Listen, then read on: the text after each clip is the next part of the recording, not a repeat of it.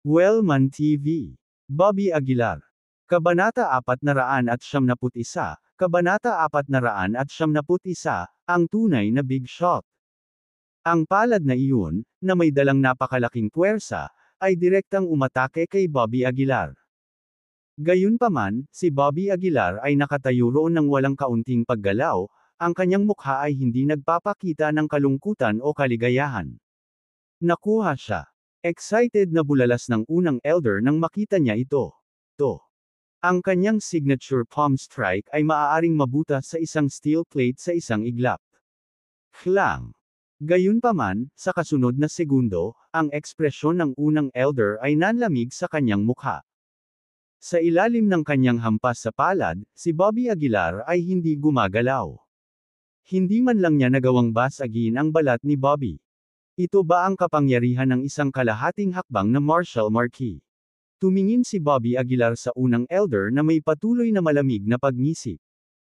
Ang mukha ng unang elder ay kapansin-pansing nagbago, at ang kanyang noo ay mabilis na nabasa sa pawis. Paano? Paano ito posible? Ang unang elder ay napasigaw sa takot at napaatras ng 2 hakbang, halos hindi makapaniwala sa eksenang nasa harapan niya. Ang kanyang full force hit ay hindi nakapinsala kay Bobby Aguilar. Half-step martial marquee pa rin ba ito?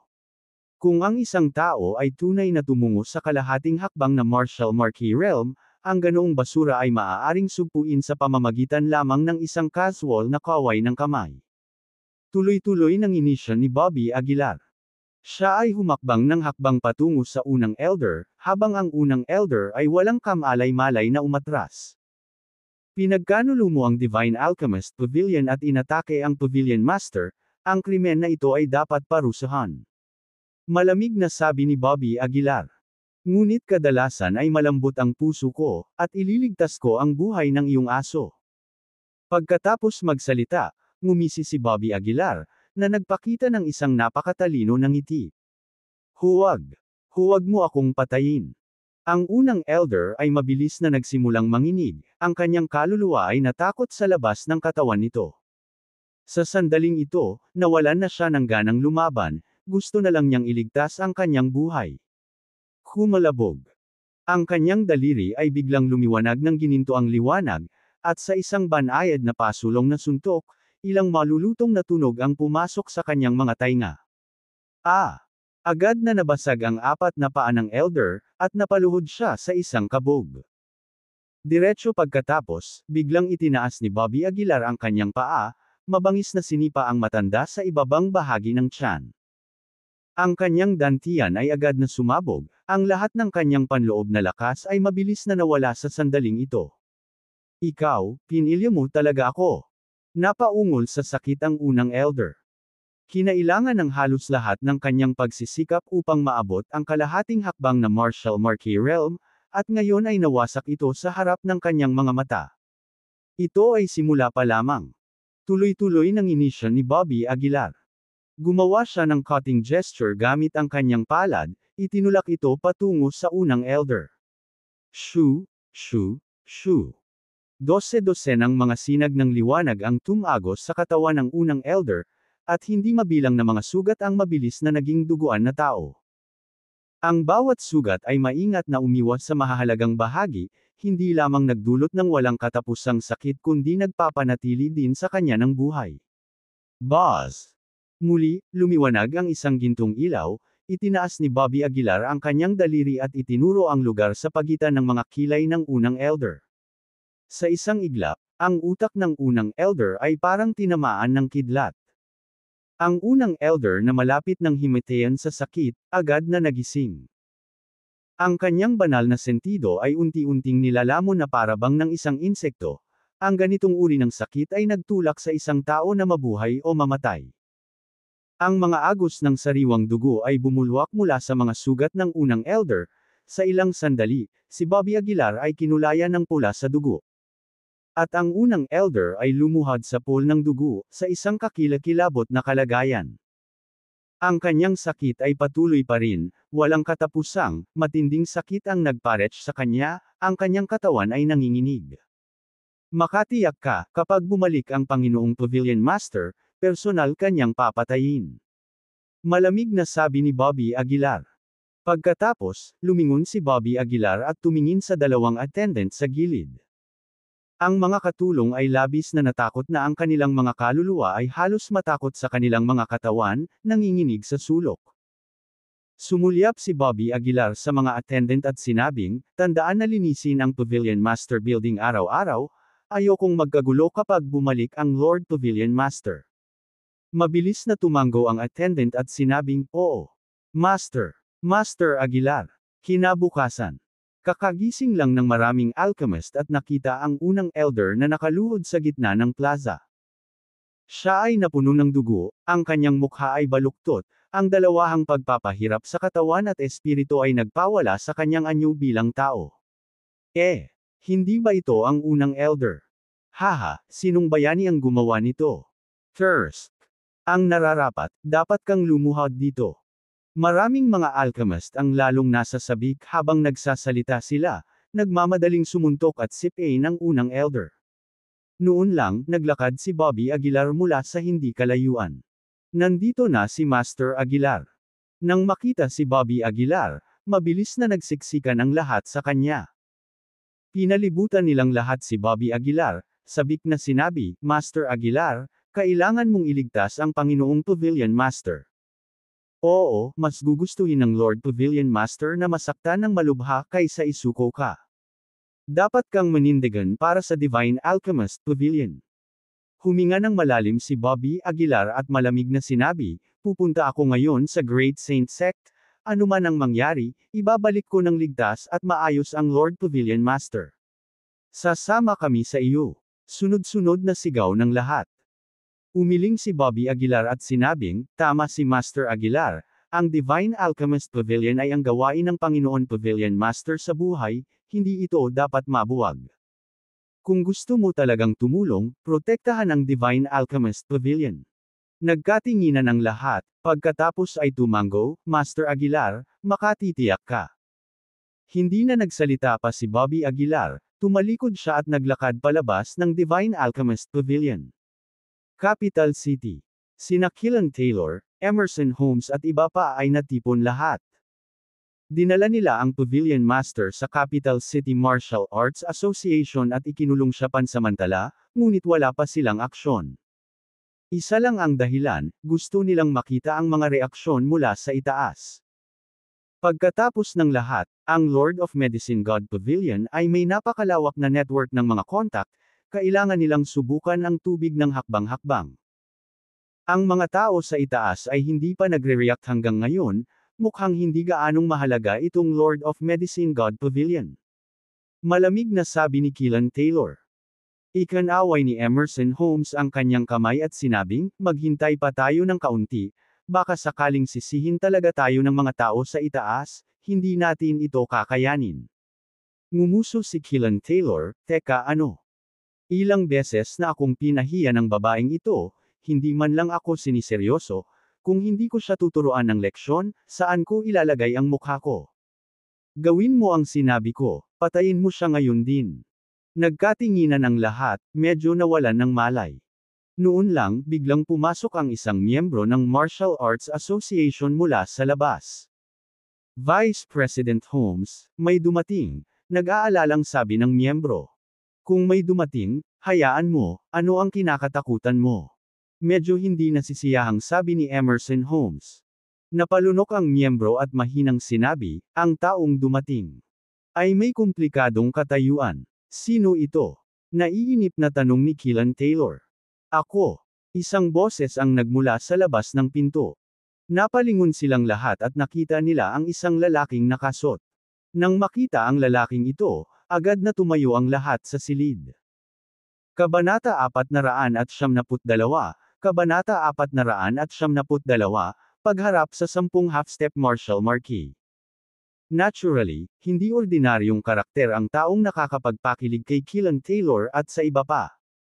Mabilis na humakbang pasulong si Emerson Holmes at natatawang sinabing, Malaking sikreto, bakit ka nandito? Ang lalaking tinatawag na Jagger Shaw ay sumulyap kay Emerson Holmes at malamig na sinabi, Sa tingin ba ng iyong Capital City Martial Arts Association ay opisyal ka? Nagbago ang mukha ni Emerson, at dali-dali niyang sinabi, talagang hindi, mali ang pagkakaintindi mo. Hinamplas ni Jagger Shaw ng malakas ang mesa at pinagalitan, sino ang nagtanong sa iyo na hawakan ang Divine Alchemist Pavilion? Natawa si Emerson Holmes, hindi kami ang may gawa nito. Ito ay ang Great Saint Sect. Wala itong kinalaman sa atin. Bahagyang sumimangot si Jagger Shaw at malamig na sinabi, ang mga nakatataas ay palaging maluwag sa iyong martial arts affairs, ngunit binabalaan kita, huwag mong ipilit ang iyong kapalaran. Oo, mabilis na tumango si Emerson Holmes bilang tugon. Malamig na sumangot si Jagger Shaw, si Martha Evans ay hinahawakan dito, tama ba? Oo, natatakot kaming saktan siya ng Great Saint Sect, sagot ni Emerson. Sinulyapan siya ni Jagger Shaw at sinabing, wala akong pakialam sa Great Saint Sect o hindi, bagay sa iyo yun. Ngunit sinasabi ko sa iyo, kung mawalan man lang ng buhok si Martha Evans, alam mo ang kahihinatnan. Nagmamadaling sinabi ni Emerson, huwag kang mag-alala, ipinapangako kong gagawin ko siyang komportable dito. Bahagyang bumantong hininga si Jagger Shaw, at hindi nagtagal, tumalikod siya at umalis. Hanggang sa nakalayo na siya ay nakahinga ng maluwag ang lahat. Buti hindi namin siya nahawakan, mahinang sabi ni Riley Blair. Kumunot din ang noo ni Keelan Taylor. Mukhang napakataas ng pinahahalagahan ng mga nakatataas na si Martha Evans. Keelan Taylor gritted his teeth. Tinapik ni Emerson Holmes ang balikat ni Keelan Taylor at sinabing, buti na lang at nahuli natin siya. Malamig na bumantong hininga si Keelan Taylor, maaga o huli, makakahanap ako ng makakapalit sa kanya. Matapos umalis sa Divine Alchemist Pavilion, tumayo si Bobby Aguilar sa kalye ng mahabang panahon nang hindi gumagalaw. Hindi nakaligtas sa mga mata ni Bobby Aguilar ang ilang nakatagong paghinga na nakakubli sa dilim. Lumabas ka, malamig na sabi ni Bobby Aguilar. Bago siya matapos magsalita, lumabas mula sa dilim ang 10 kalahating hakbang na Martial Marquis. Pinalibutan nila si Bobby Aguilar sa gitna at mahinahong sinabi, Bobby Aguilar, oras na para lumabas ka. Sumulyap si Bobby Aguilar sa kanila at nginisyan, mukhang matagal na kayong naghihintay. Napakapasensya mo. Malamig na tumawa si Hawk Hooknose, naglabas ang Halcrone Sect ng Death Order para ibalik ka. Tumingin si Bobby Aguilar kay Hawk Hooknose at tumawa, medyo nagtataka ako kung bakit hindi mo sinamantala ang pagkakataong pumasok sa Divine Alchemist Pavilion noong kinubkob si Lord Pavilion Master. At, pagkatapos maalis ang Pavilion Master, bakit hindi ka kumilos? Malamig na sumangot si Hawk Hooknose, may kasunduan tayo sa Lord of Medicine God Pavilion. Sinabi niya na lalabas kapag katapos ng 1 buwan, at naniwala ako sa kanya. Napataas ang isang kilay ni Bobby Aguilar, you guys are quite trustworthy. Higit na mas mahusay kaysa sa mga hayop ng Great Saint Sect. Malumanay na sinabi ni Hawk Hooknose, kusa ka bang sumama sa amin, o pinipilit ka naming bumalik? Ngumisi si Bobby Aguilar, isinasaalang-alang na hindi mo sinamantala kung kaya mo, maaari kang bumalik, at ililigtas ko ang iyong buhay. Nang marinig ito, humagalpak ng tawa ang Hawk Hooknose. Bobby Aguilar, alam mo ba ang sinasabi mo? Galit na sigaw ni Hawk Hooknose. Kami ay 10 half-step Martial Marquis. Hindi kami matatakot sa iyo. Sabi ni Bobby Aguilar na may mahinang ngiti, walang anuman ang half-step Martial Marquis. Hindi ko kayo kalaban. Kalokohan. Galit na galit si Hawk Hooknose. Sa sandaling ito, ang kanyang hininga ay sumabog. Mahigpit na sumunod ang 9 na tao. Ngayon ay ibalik ka o patayin ka, piliin mo. Malamig na sabi ni Hawk Hooknose. Pinaikit ni Bobby Aguilar ang kanyang mga mata at nginisyan, binigyan kita ng pagkakataon, at dahil hindi mo alam kung paano ito pahalagahan, huwag mo akong sisihin sa pagiging hindi magalang. Habang nagsasalita siya, isang gintong liwanag ang nagsimulang kumalat sa buong katawan ni Bobby Aguilar. Kahit na ang nakakatakot na aura ay unti-unting kumalat. Isang malaking digmaan ang nalalapit. Gawin mo. Nagpalitan ng tingin ang iilan at sumugod kay Bobby Aguilar. Boom! Sabay-sabay na umatake ang tatlo, tinutuon ang kanilang lakas panloob sa mukha ni Bobby Aguilar. Ignorante sa buhay at kamatayan. Malamig na ungol ni Bobby, saka kinuyam ang kanyang kamao at sinalubong ang pag-atake. Boom! Nagkabanggaan ang apat sa isang pagsabog ng nakakatakot na gintong liwanag. Sa sandaling makipag-ugnayan sila, pinalipad ang tatlo. Paano ito posible? Ang mga mukha ng mga lalaking ito ay biglang napuno ng takot. Ang ginintoang liwanag ay sumili sa katawan ni Bobby, at ang kanyang enerhiya ay lumakas. Isang pagkakataon lang ang binigay ko sa'yo, pero pinalampas mo na, malamig na sabi ni Bobby. Habang nawawala ang kanyang mga salita, umabant si Bobby. Ang 10 tao ay dali-daling humarap sa kanya nang walang pagkaantala. Binalot ng dilim ang kalangitan habang ang ilang sinag ng liwanag ay nakatutok sa mga vulnerable spot ni Bobby.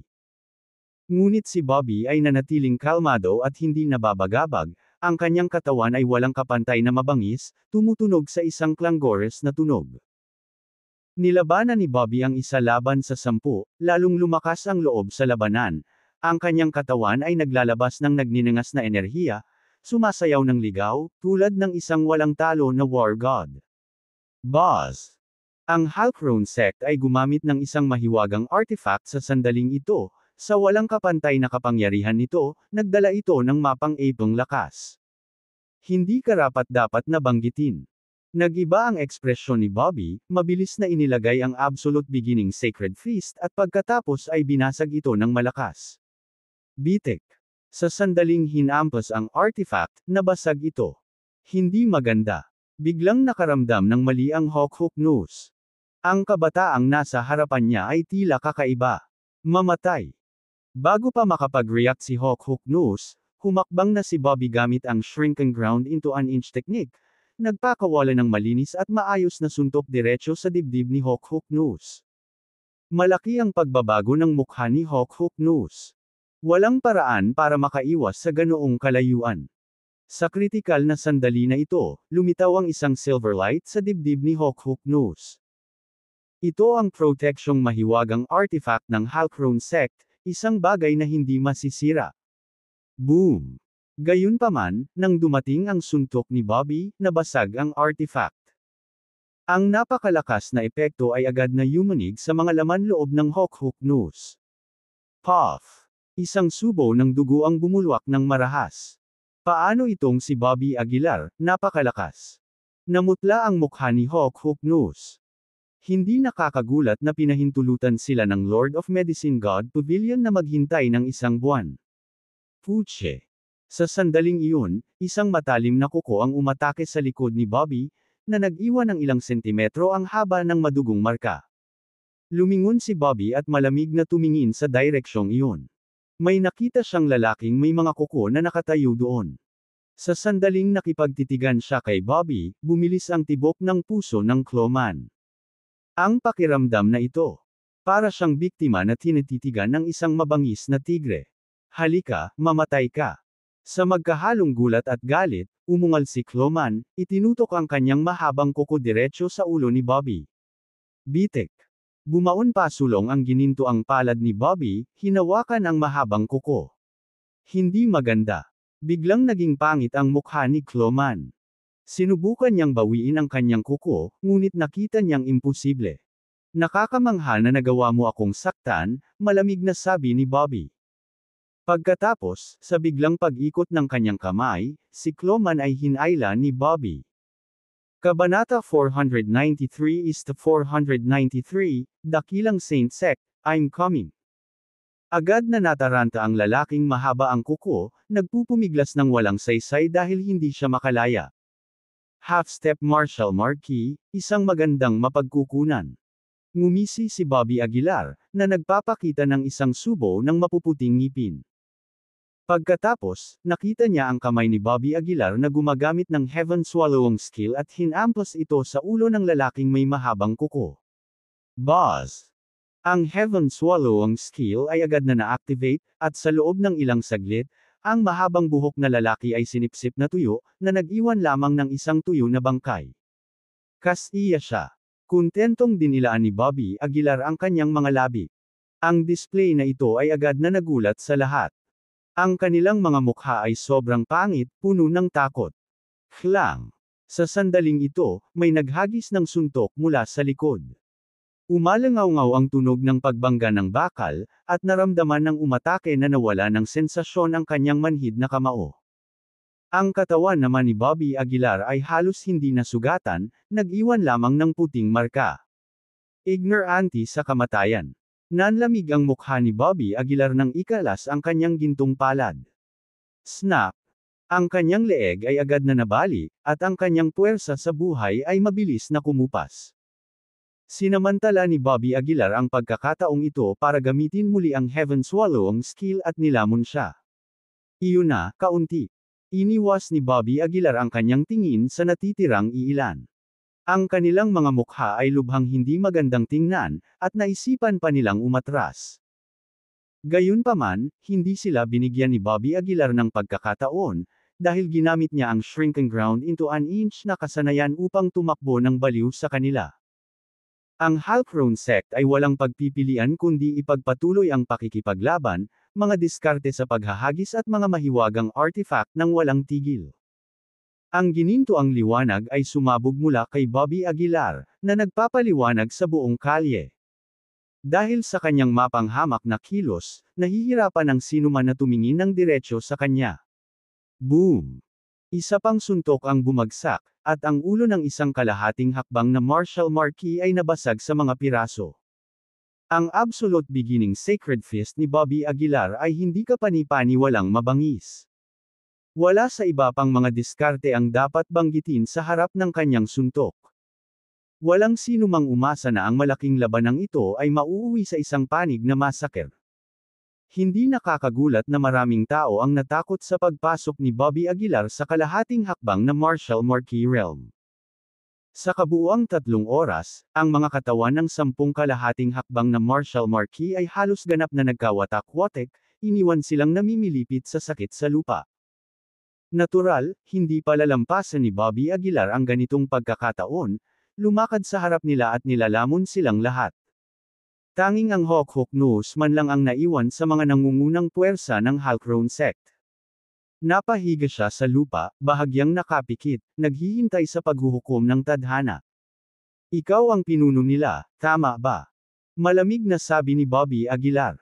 Binuksan ng lalaking Hawk Nose ang kanyang mga mata at malamig na sinabi, paano kung ako nga? Paano kung hindi ako? Saglit siyang tinitigan ni Bobby Aguilar at saka biglang kinuha ang kanyang gintong liwanag. Magwala ka, ililigtas ko ang iyong buhay. Malamig na sabi ni Bobby Aguilar. Hawk Nose man ay natigilan. Kumunot ang noo niya at sinabing, are you serious? Sa pagsasaalang-alang na tinupad mo ang iyong salita, umalis ka. Ikanaway ni Bobby Aguilar ang kanyang kamay. Nang marinig ito, ang lalaking Hawk Nose ay mabilis na bumangon sa lupa at tumakbo palayo. Bumalik ka at sabihin mo sa sect master mo, mas mabuting huwag mo na akong guluhin. Malamig na sabi ni Bobby Aguilar. Ang lalaking Hawk Nose ay nag-alinlangan sandali, pagkatapos ay tumalikod at umalis. Isang tao ang nakapatay ng 10 kalahating hakbang na martial marquee, isang nakakagulat na kapangyarihan. Ang hindi magagapi ng magulong katawan sa parehong antas ay hindi isang maling pag-aangkin. Susunod, dapat akong pumunta sa Great Saint Sect, malamig na sabi ni Bobby Aguilar. Ang Great Saint Sect ay may martial marquee na nagbabantay dito, at walang sinuman ang nang-ahas na pukawin ito. Ngunit si Bobby Aguilar, sa sandaling ito, ay walang takot. Bukod dito, nakuha nila ang Lord of Medicine God Pavilion, at kinailangan silang iligtas ni Bobby Aguilar. Dumating si Bobby Aguilar sa airport at tumungo sa Great Saint Sect. Ang Great Saint Sect ay matatagpuan sa Hanoi Chuing City, hindi kalayuan sa Divine Alchemist Pavilion. 2 oras lang bago makarating sa eroplano. Sa ngayon, inilagay na ng Great Saint Sect ang mga gawain ni Bobby Aguilar sa likod nila. Si Elder Foster ay nag-e-enjoy araw-araw, namumuhay ng comfortable. Para kay Dudley Lynch, pinili niyang manatili sa Great Saint Sect, naliligo sa spiritual spring araw-araw, na naglalayong maabot ang military marquee realm. Nagpunta si Bobby Aguilar sa paligid ng Great Saint Sect. Ang mga kalsada malapit sa Great Saint Sect ay medyo paliko-liko, at hindi madaling hanapin ang mga ito sa maikling panahon. Sa sandaling ito, biglang nahadjap ng tingin ni Bobby Aguilar ang isang sasakyan. Sa loob ng sasakyan ay walang iba kundi si Camden Lee. Camden Lee. Nang makita ang figurang ito, hindi mapigilan ni Bobby Aguilar na mapangiti. Napailing siya at sa isang kisap mata nakarating siya sa harap ng sasakyan. Sa napakalapit na distansya, huli na para kay Camden Lee na magpreno sa oras. Makasagasa lang ang sasakyan kay Bobby Aguilar. Klang! Itinaas ni Bobby Aguilar ang kanyang kamay, at hinawakan ang harapan ng kotse gamit ang isang kamay. Agad na nabasag ang harapan ng sasakyan. Isang masangsang na amoy ng gasolina ang umagos. Bobby Aguilar. Nang makita ang lalaking nagpahinto ng sasakyan, biglang nagbago ang mukha ni Camden Lee. Tumalon siya palabas ng sasakyan at sinubukang tumakbo, ngunit hindi siya binigyan ni Bobby Aguilar ng pagkakataon, inabot niya ito at hinawakan ang ulo ni Camden Lee. Talagang nanatili ka sa Great Saint Sect. Tumaas ang kilay ni Bobby Aguilar at nagtanong. Medyo nakakatakot ang mukha ni Camden Lee, at takot na sinabi niya, Bobby Aguilar, ikaw, pinilayan mo na ako, ano pa ang gusto mo? Tinapik ni Bobby Aguilar ang kanyang balikat at sinabing, huwag kang matakot, gusto ko lang na ituro mo sa akin ang daan. Ipakita ang paraan. Natigilan si Camden Lee. Para saan? Pansamantalang tanong ni Camden Lee. Dakilang Saint Sect. Malamig na sabi ni Bobby Aguilar. Isang tusong tingin ang sumilay sa mga mata ni Camden Lee.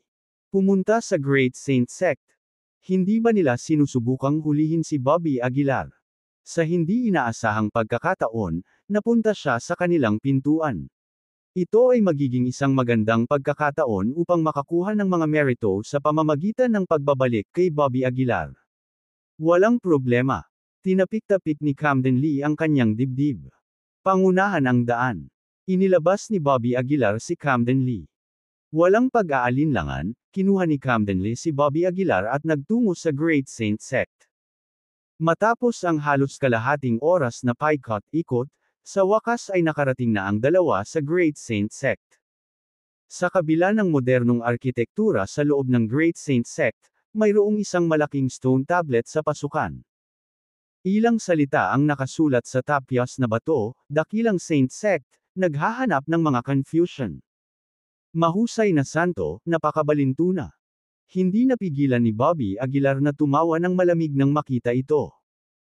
Sinulyapan ni Camden Lee si Bobby Aguilar gamit ang kanyang peripheral vision, at sinamantala nang wala sa kanya ang atensyon ni Bobby Aguilar, pagkatapos ay tumakbo siya.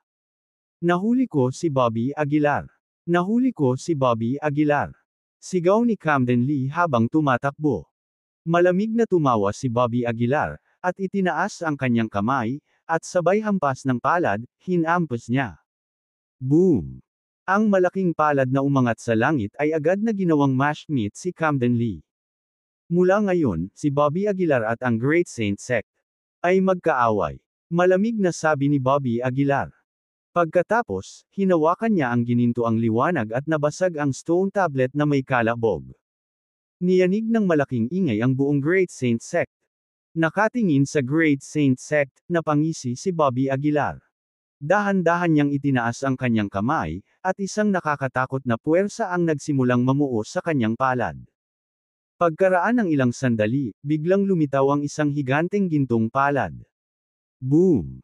Sa isang pag-swipe ng higanteng palad ni Bobby Aguilar, ang higanteng palad ay direktang tumama sa Great Saint Sect.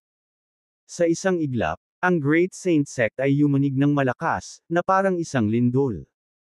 Agad na gumuho ang hindi mabilang na mga gusali, at ang orihinal na tahimik na Great Saint Sect ay biglang naging magulo. Anong nangyayari? Sumigaw ang ilang matatanda ng Great Saint Sect. Si Bobby Aguilar yun. Nandito siya. Sa sandaling ito, may sumigaw. Bago pa sila makapag-react, narinig na ang boses ni Bobby Aguilar. Great Saint Sect, hinahanap mo ako, hindi ba? Ako, si Bobby Aguilar, dumating na. Ang malaking boses ay naglalaman ng espiritual na kapangyarihan, na may napakalaking aura, kumalat ito sa buong Great Saint Sect. Kabanata 494 is to 494, Massacre. Isa. Umalangaw-ngaw ang mga dagandong sa buong Great Saint Sect. Sa sandaling marinig nila ang pangalan ni Bobby Aguilar, isang malaking bilang ng mga tao ang nagmadaling lumabas.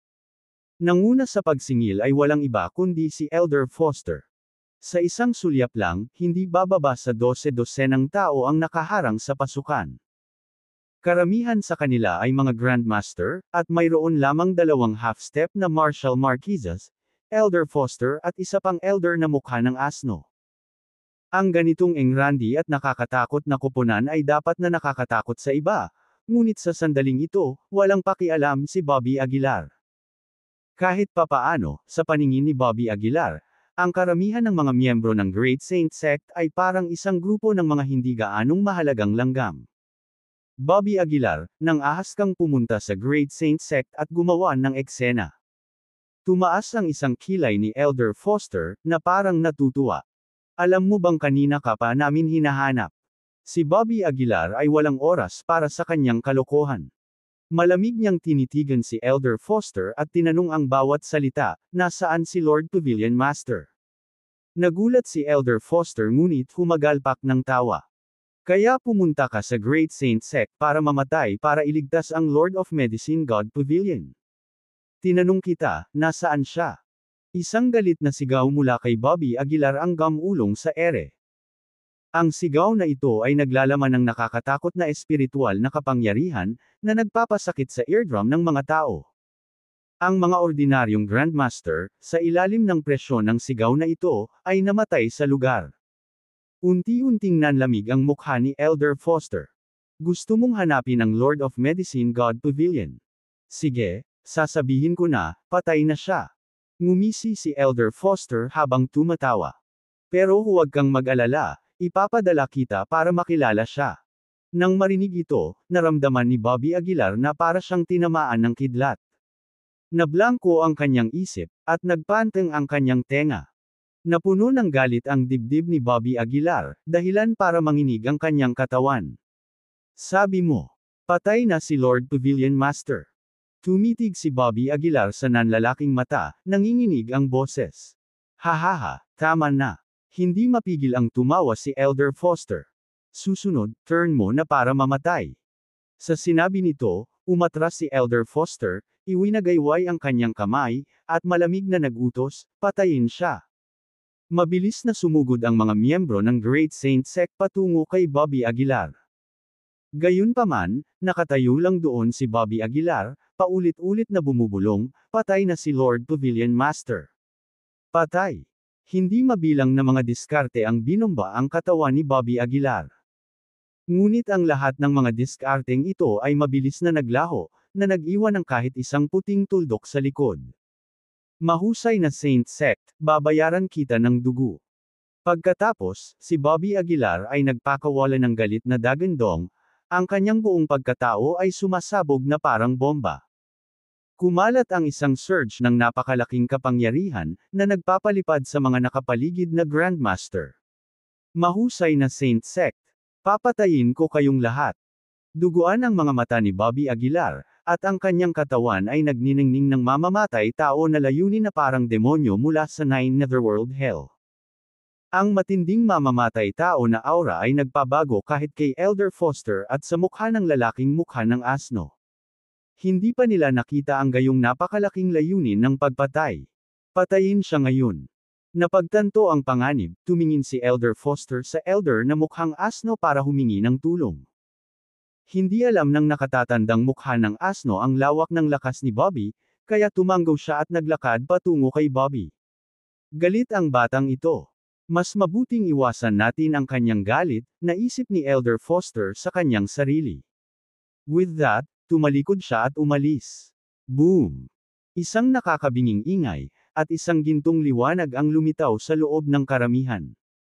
Si Bobby Aguilar, tulad ng isang mamamatay na Diyos, ay humarap sa karamihan. Sa tuwing nalalaglag ang palad niya, may nagwawakas ng buhay. Hindi mabilang na mga tao ang nabasag sa laman, at marami pa ang nadurog ang kanilang mga ulo. Nagsimulang matakot ang lahat, walang tigil na umatras na may nakasulat na katakutan sa kanilang mga mukha.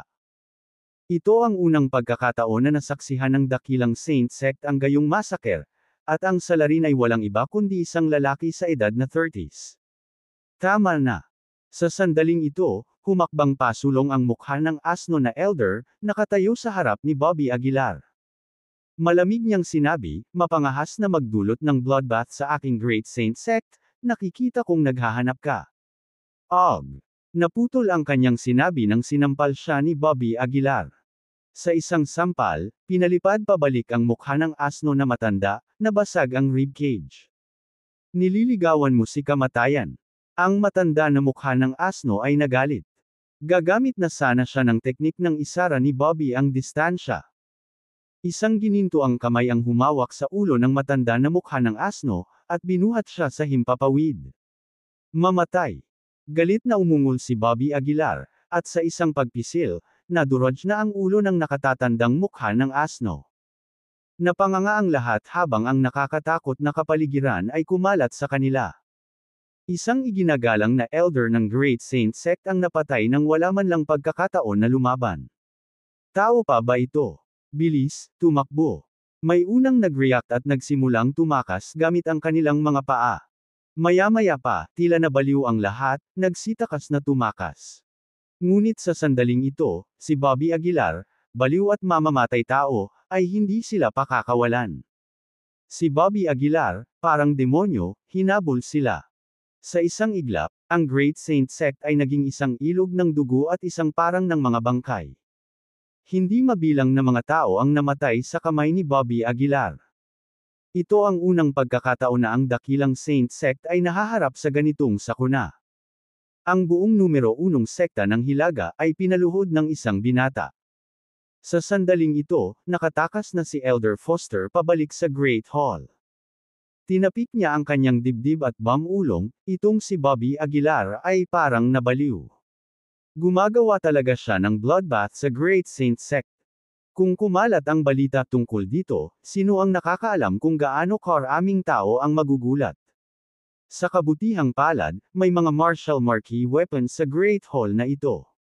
Napatingin si Elder Foster sa apat na sulok ng Great Hall at nakahinga ng maluwag. Hanggat mayroon siyang martial marquee weapons, hindi siya matatakot kay Bobby Aguilar. Pagkatapos ng lahat, naglalaman sila ng kapangyarihan ng isang martial marquee strike. Hindi maganda. May nakatakas sa Great Hall. Nabaliw na ang Bobby Aguilar na iyon. Maraming alagad ang namatay sa kanyang mga kamay. Malamig na sinabi ni Elder Foster, ano ang dapat ikatakot? Kung maglakas loob siyang pumunta sa Great Hall na ito, sisiguraduhin kung mamamatay siya. Ngunit, pero marami na tayong nawalang disipulo.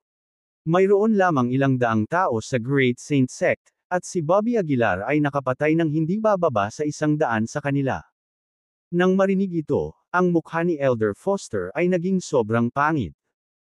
Wala ang sect master, at si Elder Foster ang may pananagutan sa sekta. Sa ganitong sakuna, tiyak na masisisi siya ng sect master. Yung Bobby Aguilar, naikuyom ni Elder Foster ang kanyang mga kamao sa galit. Hindi niya inaasahan na si Bobby Aguilar ay maglakas loob na lumikha ng isang bloodbath sa loob ng Great Saint Sect. Hindi rin niya inaasahan na si Bobby Aguilar ay magkakaroon ng ganitong mapangwasak na kapangyarihan. Hindi maganda, si Bobby Aguilar ay patungo sa Great Hall. Sa gulat na sigaw, may nakakita kay Bobby Aguilar na may bitbit na bangkay sa isang kamay at tumatakbo patungo sa Great Hall. Ang nakakasilaw na gintong liwanag na iyon na may halong iskarlata na dugo ay parehong nangingibabaw at nakakatakot. Kabanata 495-495, apat na martial marquee weapons. Isa. Tinapakan ni Bobby Aguilar ang mga bangkay na para bang isa siyang war god, at sa isang iglap, pumasok siya sa Great Hall. Nang makita ang baliw na ekspresyon ni Bobby, bahagyang nabaling ang mukha ni Elder Foster dahil sa pagkabalisa. Kahit na may mga martial marquee weapons sa Great Hall, ito ay nagpang-inig pa rin sa ni Elder Foster. Huminga siya ng malalim, pinigilan ang takot sa kanyang puso, at malamig na sinabi, Bobby Aguilar, alam mo ba kung nasaan ka? Ito ang dakilang Saint Sect. Hindi ito ang lugar mo para mag-amok. Naikuyom ni Bobby ang kanyang mga ngipin at mga kamao, tinitigan si Elder Foster, at sinabi ang bawat salita, inalis mo ang Lord Pavilion Master, tama ba? Sumikip ang puso ni Elder Foster, at bahagyang nagbago ang kanyang mukha. So, paano kung ginawa ko? Malamig na umungol si Elder Foster. Malamig na sinabi ni Bobby Aguilar, kung gayon, papatayin kita at sisirain kita sa 1,000 piraso. Habang nagsasalita siya, muling sumabog ang enerhiya ni Bobby. Ang buong Great Hall ay agad na napuno ng parang bagyo na kapaligiran. Naramdaman ang kapangyarihan sa loob ni Bobby, ang mukha ni Elder Foster ay namutla saglit. Bobby Aguilar, maglakas loob kang pumasok sa Great Saint Sect. Ito ay isang malaking krimen. Sabi ni Elder Foster sa nagngangalit na mga ngipin. Bahala ka. Hindi nag-atubili si Bobby at sinuntok si Elder Foster. Hindi nang ahas si Elder Foster na direktang lumaban at mabilis na umiwas sa gilid. Gayunpaman, pinalipad pa rin ng napakalaking kapangyarihan si Elder Foster, na tumutulo ang dugo mula sa sulok ng kanyang bibig. Nakaramdam siya ng matinding sakit sa kanyang dibdib, na para bang naapektuhan ng husto ang kanyang 5 laman loob at 6 na bituka. Hindi, imposible para sa isang kalahating hakbang na martial marquis na magkaroon ng ganoong lakas. Ang mukha ni Elder Foster ay naging sobrang pangit. Kung hindi ko gagamitin ang martial marquis weapon, baka sirain ng batang ito ang Great Saint Sect. Sa isiping iyon, bumangon si Elder Foster mula sa lupa. Huminga siya ng malalim at malamig na tumingin kay Bobby, sinabing, Bobby Aguilar, pinilit mo ang kamay ko. Ang dignidad ng Great Saint Sect ay hindi maaaring hamunin. Malamig na tiningnan ni Bobby si Elder Foster, na parang nakatitig sa isang malapit ng mamatay na lalaki. Nagdulot ito ng matinding takot sa puso ni Elder Foster, kaya walang pag-aalinlangan, mabilis siyang umatras ng 2 hakbang at sinimulang i-activate ang martial marquis weapon. Sa 4 na sulok ng Great Hall, biglang lumitaw ang liwanag. Sinamahan ng 4 na sinag ng liwanag, na puno ng aura ng kamahalan at dignidad ang Great Hall. Kakilakilabot na presyon na pinagsama. 4 na puwersang puno ng matinding pagpatay ang nagsimulang dahan-daang namumuo. Maging si Bobby ay napansin ng mga puwersang ito. Tumingin siya sa 4 na sulok at malamig na sinabi, mukhang ang dakilang Saint Sect ay may mga kayamanan pa. Ngumisi si Elder Foster, ito ang martial marquis weapon, isang personal na mahiwagang artifact para sa isang martial marquis. Bagamat hindi ito kasing lakas ng isang tunay na martial marquis, maaari itong magpakawala ng isang strike gamit ang kapangyarihan ng isang martial marquis, at ang lakas nito ay hindi mas mababa sa isang tunay na martial marquis. Bobby Aguilar, kahit malakas ka, mas malakas ka ba sa isang martial marquis? Sa ilalim ng welga na ito, tiyak na mawawalan ka ng buhay. Malamig ang mukha ni Bobby. Ang kanyang buong katawan ay kumikinang na ginto. At malamig na tumitig ang kanyang mga mata sa 4 na direksyon. Mamatay. Si Elder Foster ay umungal at pinaandar ang martial marquis weapon. Sa isang iglap, 4 na nakakatakot na enerhiya ang sumabog kay Bobby.